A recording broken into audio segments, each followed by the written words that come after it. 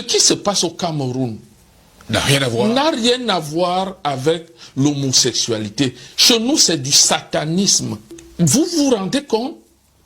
Ce qu'on fait subir aux chefs, aux pères de famille, les pères de famille sont détruits, vous vous rendez compte? Imaginez-vous, dans une administration où tous ceux qui doivent avoir des promotions baissent la culotte. Ces gens, psychologiquement, sont complètement détruits. Ils ne peuvent pas travailler pour l'intérêt du pays. Ils savent qu'ils sont là, ils bénéficient à la force de leur derrière.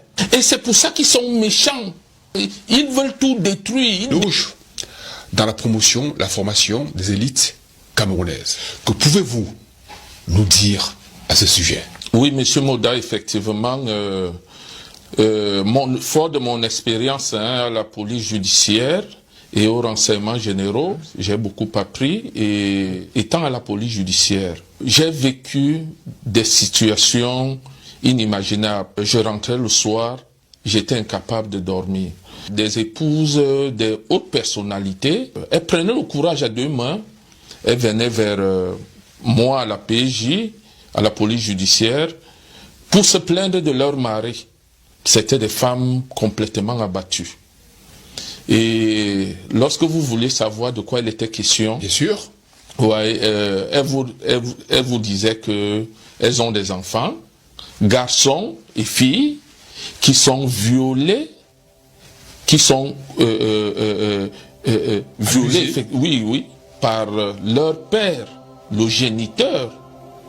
Et ce n'était pas des personnes de petit calibre. Il s'agit de personnalités. Bon, dans ce genre de situation, on ne va pas interroger une personnalité sans avoir une autorisation de la hiérarchie. Bien sûr. Bon, parfois, tout au moins c'est la majorité de cas, je ne recevais pas d'autorisation. Et lorsque je pouvais me battre d'une manière ou d'une autre à me rapprocher de la personnalité, on me renvoyait, en fait, après, on pouvait arracher quelques mots sur des confidences. Le concerné, il me renvoyait à des loges, des contraintes des loges, et qu'il ne faisait pas ça sciemment pour détruire ses propres enfants. Et que parfois on leur demandait même de faire ça en présence de leur épouse. Donc, cette histoire m'a tellement abattu, je passais mon temps à m'interroger. Comment on peut faire son enfant, garçon ou fille, il fait popo, il fait pipi sur vous, et puis après, un jour vous vous retrouvez sur cet enfant, ou derrière cet enfant. Bon, tout ça m'a tellement... j'ai gardé tout ça en mémoire. Alors, lorsque je suis affecté aux renseignements généraux, j'ai la chance, les renseignements généraux vous donnent la possibilité d'être partout au même moment, d'entrer partout, parce que c'est de la police en civil. Bien sûr.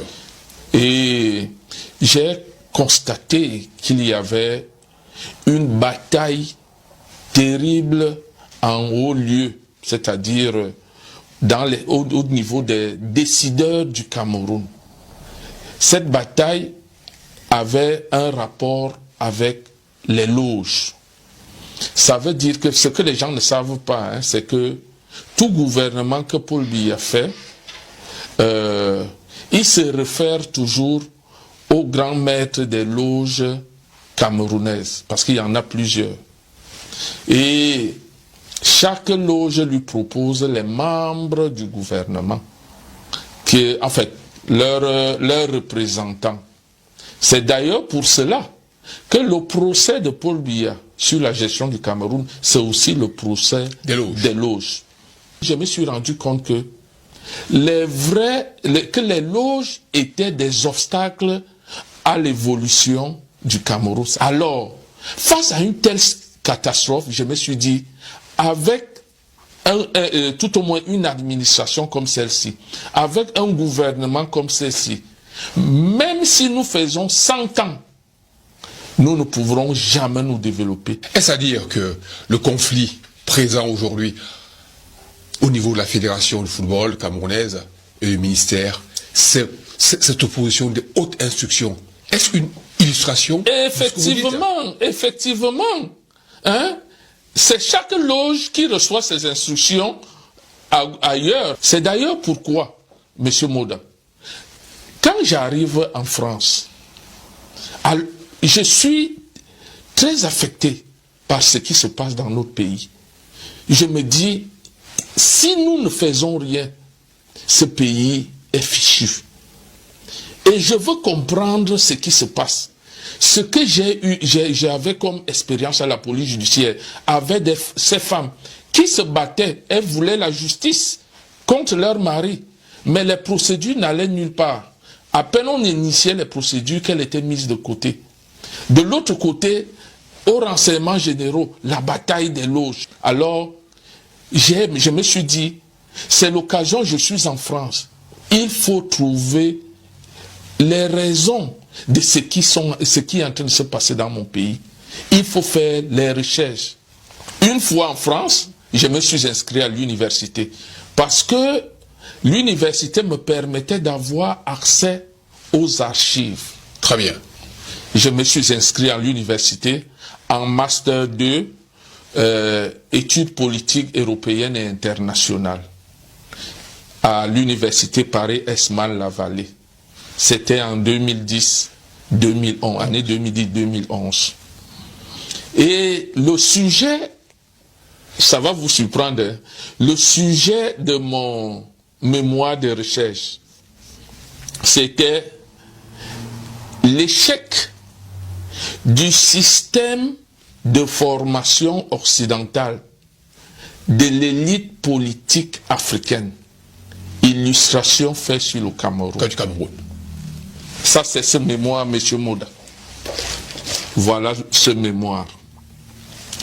Parce que je connaissais, quand je parle du Cameroun, je connaissais les maux dont souffre notre pays. Et je savais que si ces maux ne sont pas réglés, ce pays n'ira nulle part. Et c'est comme ça qu'une fois inscrit, comme Dieu ne fait jamais quelque chose à moitié, M. Moda, il n'y a qu'une seule enseignante spécialisée dans mon domaine qui doit m'accompagner. Elle lit mon sujet de mémoire et elle adopte. Elle accepte m'accompagner dans mes recherches. Et vous savez qui est cette femme? Vous allez le dire. Quand Dieu veut vous aider à avancer, il met tout à votre disposition. C'est la femme de l'ancien ministre de la Défense française sous Jacques Chirac. Très bien. Et c'est comme ça que elle m'accompagne en m'ouvrant, tout au moins en me donnant la possibilité d'accéder dans les archives de mon pays. On m'a posé la question, est-ce que vous êtes homophobe? Est-ce que, vous savez, en France, c'est légalisé? Je leur ai dit, ce qui se passe au Cameroun n'a rien à voir avec l'homosexualité. Chez nous, c'est du satanisme. Vous vous rendez compte? Ce qu'on fait subir aux chefs, aux pères de famille, les pères de famille sont détruits, vous vous rendez compte? Imaginez-vous, dans une administration où tous ceux qui doivent avoir des promotions baissent la culotte. Ces gens, psychologiquement, sont complètement détruits. Ils ne peuvent pas travailler pour l'intérêt du pays. Ils savent qu'ils sont là, ils bénéficient à la force de leur derrière. Et c'est pour ça qu'ils sont méchants. Ils veulent tout détruire, ils